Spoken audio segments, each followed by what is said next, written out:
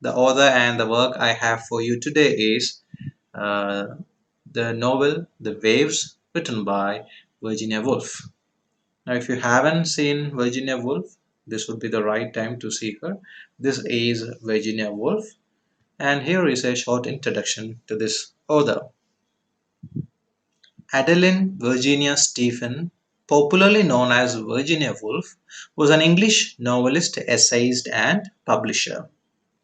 She was born on 25th January 1882 at Kensington in London. She died on 28th March 1941 at Sussex in England. She had a remarkable and talented parents. Her father, Leslie Stephen, was an eminent literary figure.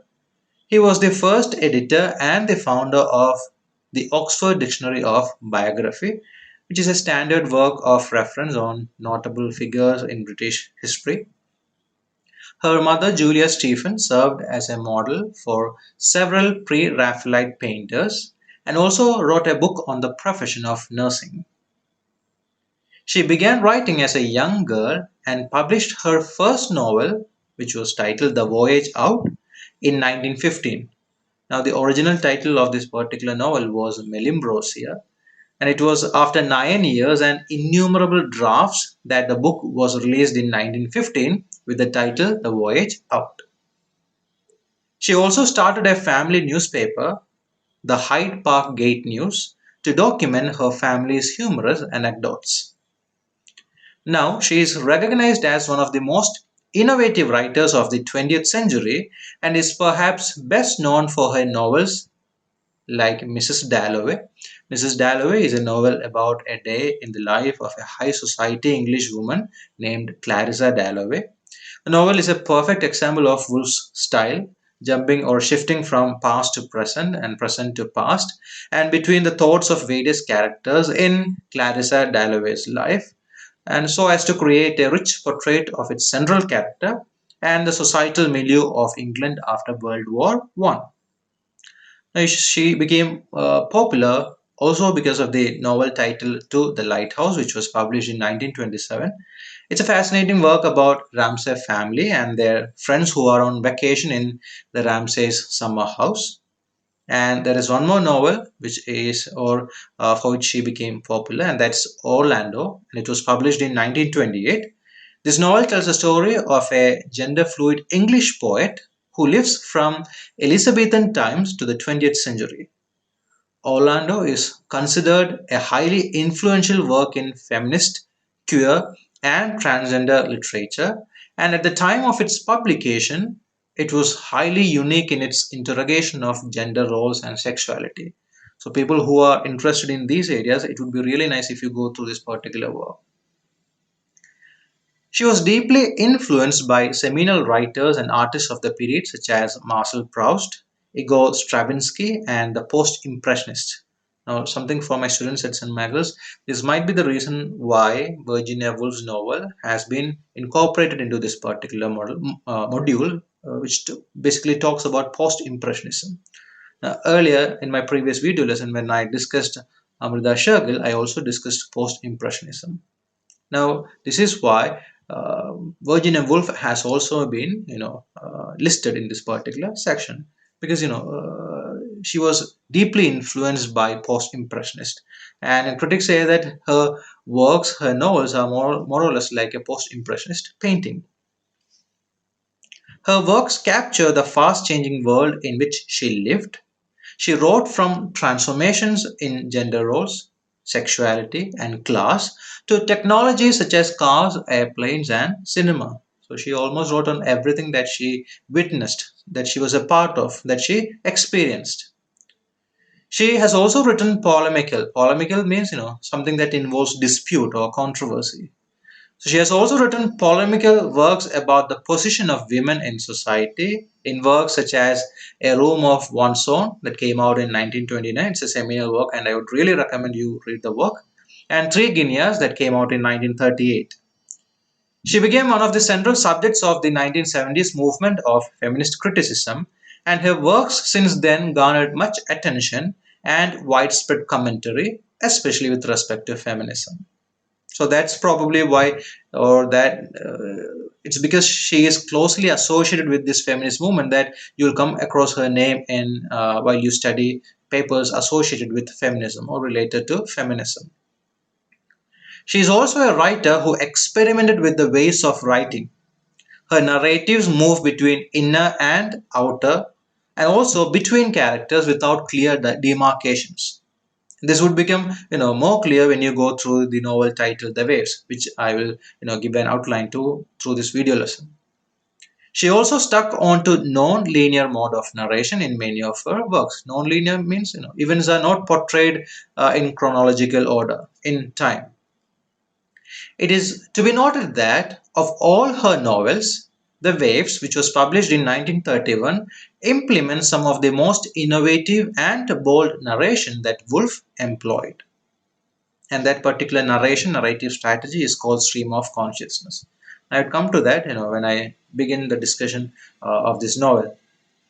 Besides her writing, Woolf also ran a publishing house with her husband Leonard Woolf, the Hogarth Press. That was the name of the press.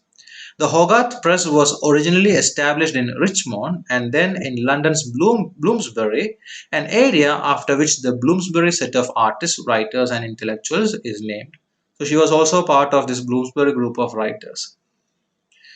The press publications included books by writers such as T.S. Eliot, Sigmund Freud, Catherine Mansfield, E.M. Forster, and the Woolfs themselves. Woolfs here refers to Virginia Woolf and her husband Leonard Woolf. So that I hope would serve as a proper introduction to this author. And let's move on to the novel that I have for you today. This, of all her works, is probably considered as the most daring and challenging. This is her seventh novel. She began writing it on July 2nd, 1929. She started writing this novel with the intention of the title being The Moths, M-O-T-H-S, Moths. She arrived at that title after reading a letter from her sister mentioning the unusually large moths that were starting to show up every evening. Later on, this novel or the draft of this novel underwent drastic changes during the writing and revising processes, and it was eventually published by the Hogarth Press, which belonged to the Wolves. The press published it in 1931 with the title The Waves. Now, it's important that I speak something about the period during which she wrote this novel, as it had a significant impact in her works, especially this particular work. Towards the end of the 19th century and the beginning of the 20th century, science and philosophy challenged traditional understandings of how people perceive and interpret the world around them. Additionally, a more complicated and fast paced lifestyle, combined with the experience of witnessing the atrocities that occurred during World War I, challenged people's conception of reality. You might be wondering what movement or what is it that basically I'm trying to point out here. It's the movement called modernism that I am coming to. Faced with this new context, many artists believed that it was necessary to create art that reflected the complicated reality of the world that they live in. This led to the movement called modernism and was defined mostly by the use of innovative and often abstract methods of representation. Now, why am I talking about modernism here? Because this novel, The Waves, is considered to be Woolf's masterpiece of modernism. That's why I spoke a bit about modernism here. This novel cemented her reputation as an originator and preeminent practitioner of English modernist literature. As a modernist writer, she was interested in depicting reality as fragmented, and one of the most direct and influential ways she did this was through her unique stream of consciousness narration. So, this is what I earlier pointed out, that the narrative strategy used in this novel is stream of consciousness or stream of conscious narration. This style of narration involves entering in and out of the minds of various characters and depicting the complicated, often subconscious thoughts as they actually happen rather than in a logical order. So, what is being grabbed through this novel are the thoughts of the characters. So you might not find it logical because your thoughts are not logical. At a moment, you may talk about you may think about your friends or your family, and you will suddenly skip to perhaps a movie that you saw yesterday or a week before. So your thoughts are not basically logical. So the same, I wouldn't call it defect, but the same strategy has been employed in this particular novel. This style of writing is central to much of Woolf's fiction and particularly central to this novel titled The Waves. The events in The Waves are told through six different characters, three men and three women who know and interact with each other throughout their lives. Now, here are the characters: Bernard, Neville, Louis, Ginny, Susan, and Rhoda. Now, to give you a brief idea regarding these characters, Bernard is friendly and in many ways is the one who holds the group of friends together. He wants to become a novelist, though his hopes remain unfulfilled. But by the end of the novel, however, we understand that it is he who achieves the greatest insight into the lives of the other characters. I'll come to that insight towards the end of this video lesson.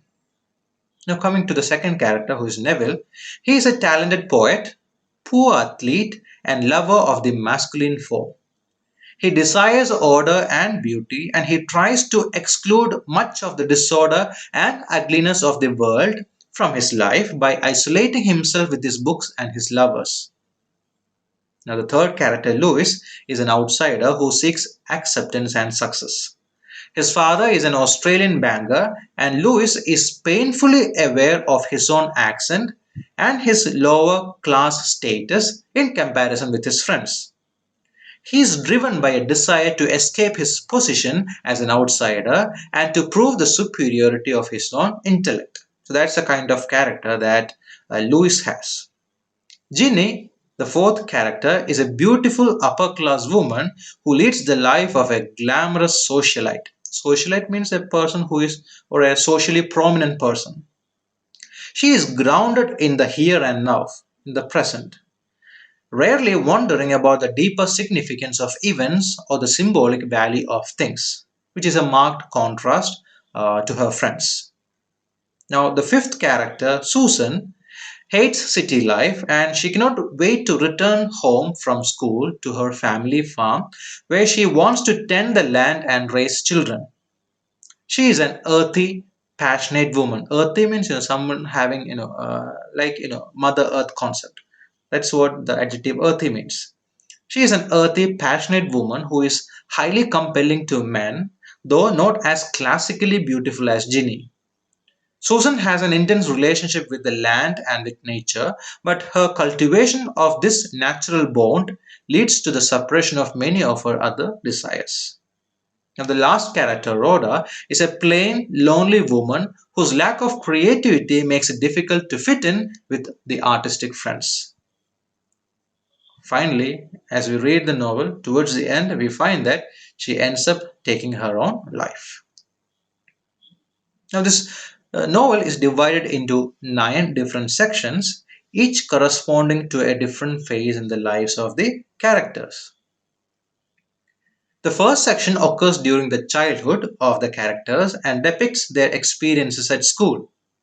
As each of these children awakens, he or she begins an internal monologue composed of thoughts, feelings, and impressions.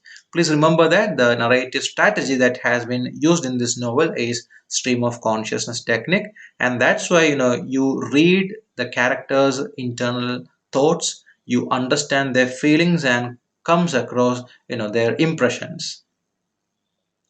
Although their thoughts are somewhat incoherent and mostly fixated on immediate experience, their distinct personalities begin to emerge. So in the very first section, you are able to read the characters behind these particular names. You come across Bernard's loquacity. Loquacity is the quality of being wordy or talkative. So you come across Bernard's loquacity and obsession with language. You also come across Neville's desire for order and beauty, Louis' insecurity and ambition, Ginny's physicality. Physicality means preoccupation with satisfaction of physical drives and appetites, physical likes. Okay, Susan's intensity and attachment to nature, and also Rhoda's dream-like abstraction from ordinary life. This is what you come across in the first section of the novel.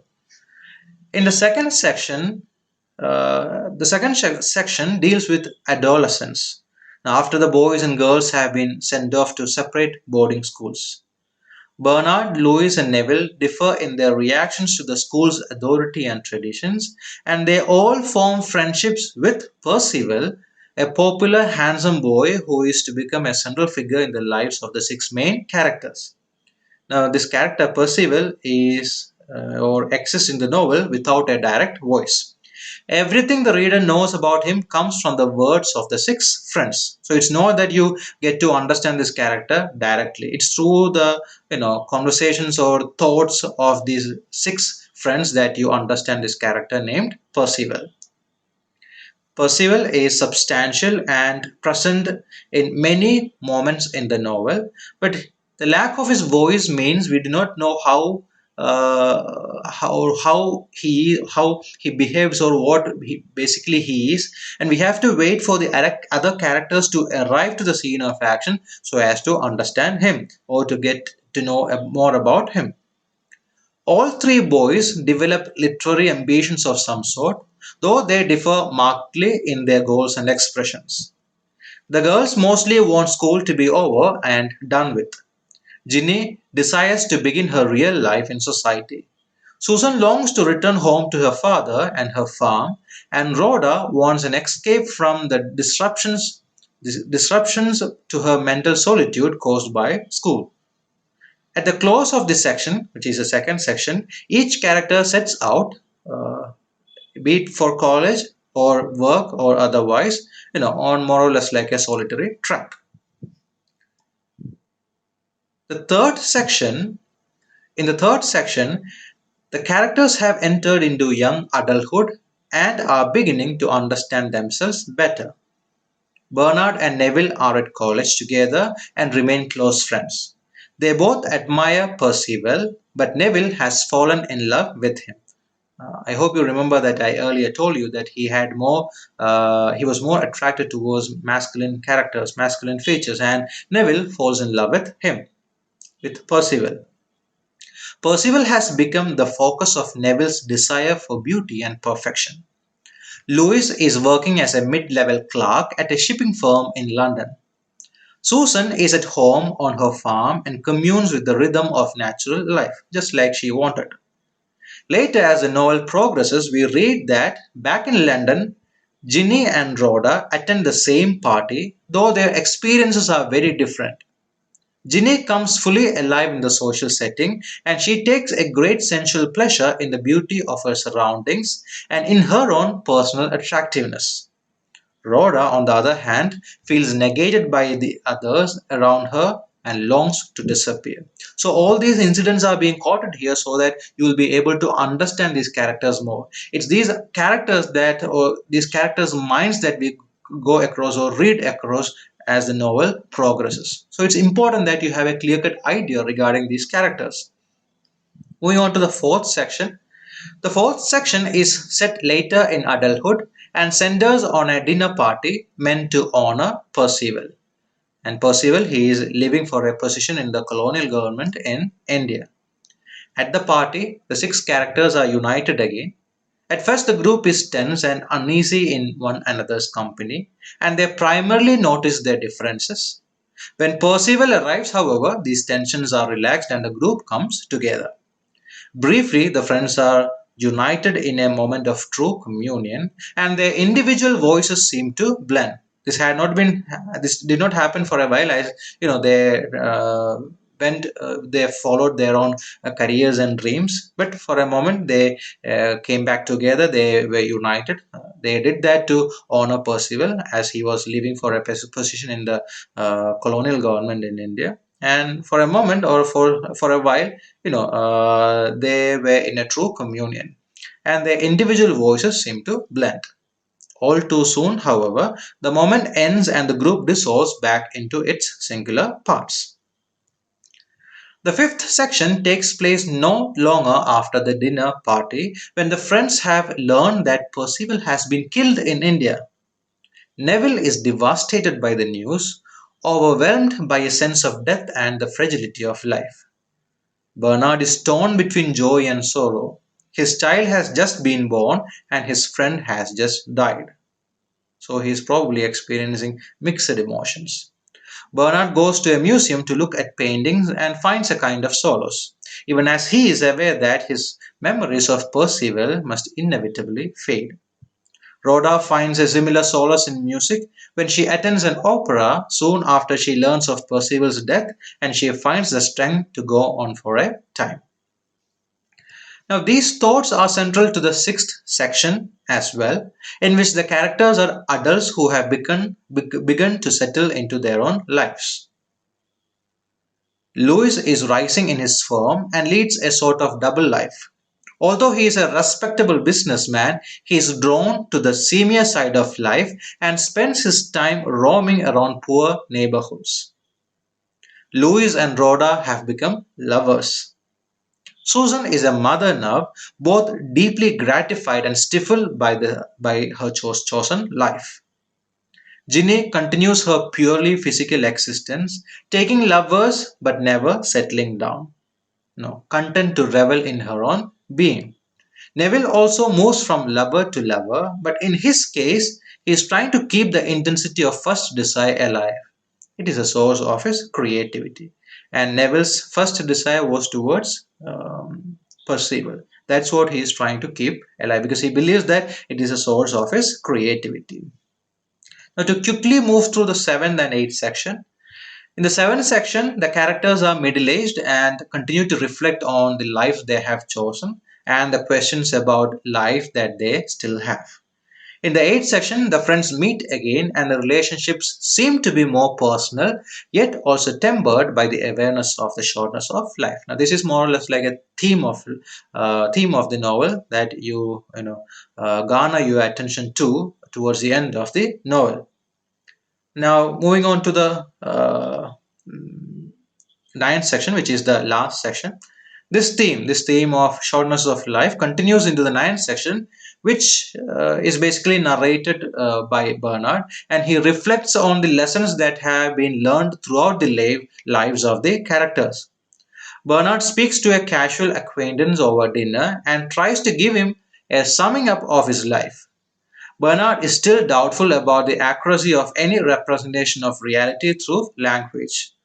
He discusses the others and how things have turned out for them, including the fact that Rhoda has killed herself. The most profound moment Bernard describes is one in which he himself seems to move beyond language into a direct perception of reality. This is why this novel becomes representative of the modernist movement, because modernist movement was basically a questioning of reality or representation of reality in art and literature. So Bernard, he goes beyond language into a direct perception of reality. In the end, however, Bernard sees his life as an attempt to use language to fight against death, and he sees how the others have, in their individual ways, been part of the same struggle. Bernard vows to keep fighting until the end. So this is an outline to the novel. I know that I haven't given you a detailed summary of the novel, but that you can take from many websites where summaries are available. I will also attach a link in the description box so that you can link to the novel so that you can read the novel. So that's all from my side. Thank you so much for being with me. Continue supporting me, continue encouraging me. And if you have any literature friends who would like video lessons and topics in English language and literature, please do share this channel's link to them. Thank you so much.